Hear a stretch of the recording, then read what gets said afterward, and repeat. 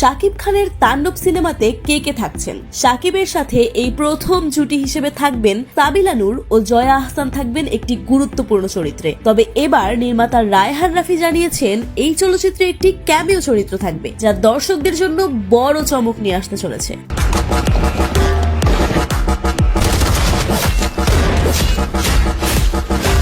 তুফান খ্যাত পরিচালক রায়হান রাফি সম্প্রতি এক সাক্ষাৎকারে বলেন, সিনেমাটিতে একটি বিশেষ ক্যামেও চরিত্র আছে যা দর্শকদের অবাক করবে। তবে কে এই চরিত্রে অভিনয় করছেন তা এখনই প্রকাশ করছি না। এটি রিলিজের সময় বড় সারপ্রাইজ হবে।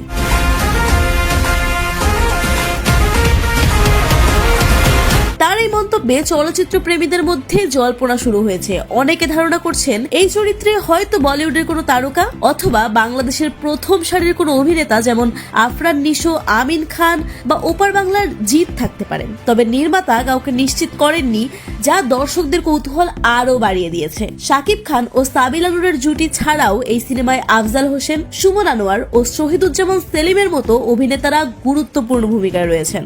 তবে ক্যামিও চরিত্রটি কিভাবে গল্পে প্রভাব ফেলবে তা নিয়েও তৈরি হয়েছে আগ্রহ।